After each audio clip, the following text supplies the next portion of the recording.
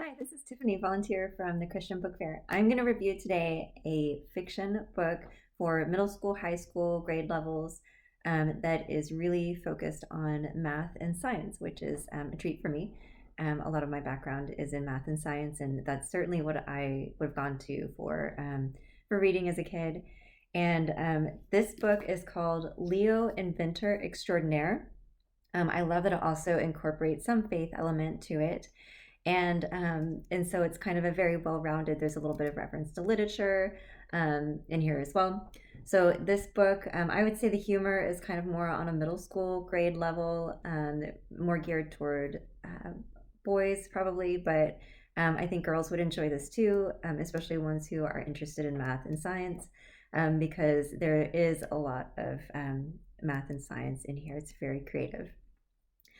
So the story starts off with a boy who's the main character, and he is an orphan, so it kind of grips your heart at first. But he's also, very independent in terms of thinking and able to, focus on, what interests him and what his desires and passions are in life, which are math and science.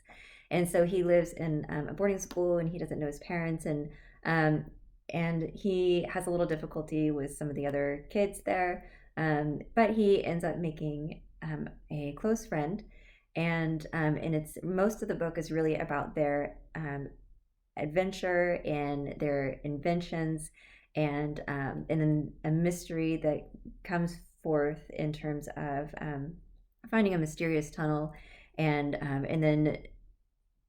also there's another plot in terms of the main character finding out the mystery of who his parents really are. And so it's a really great story, family focused in terms of wanting to be able to find his family, and and then the puzzles in here are really interesting and creative. There's some art in here as well that has some of the interesting inventions drawn out, which I think is a lot of fun to be able to add that in here. I think I like the character. I would have liked to seen a little bit more character development. The main character is, he has a good mindset in terms of understanding and being cognizant of the fact that, yes, there are some things that he's really good at, but at the same time, there's other things that he's not so good at. And even the things he's good at, he needs some, he can always use to grow in. So I do like that well-rounded mindfulness of his own abilities. And then and then he struggles with a little bit of a competitive nature with some of his schoolmates. But it has, I think he handles that well, which is good.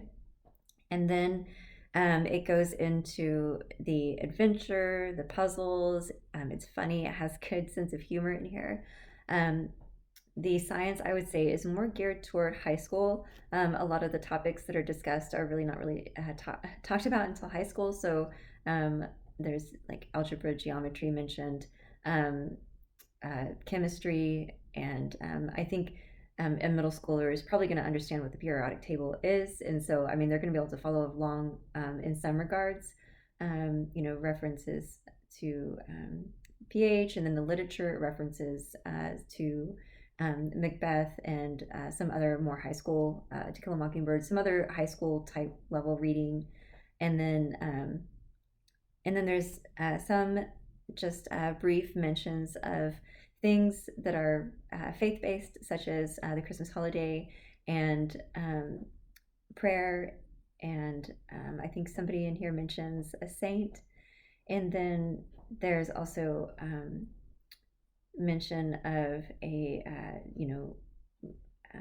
people of science, Galileo. I really appreciated that he mentioned Galileo and the scientific method in here, and it talks about some other just real interesting facts about. There's a lot of really interesting facts in here that you learn about as you read, and so it's really quite interesting. Anybody who, like kids growing up that really appreciated science-based books, it might be like anything National Geographic, or reading just science books, or math books.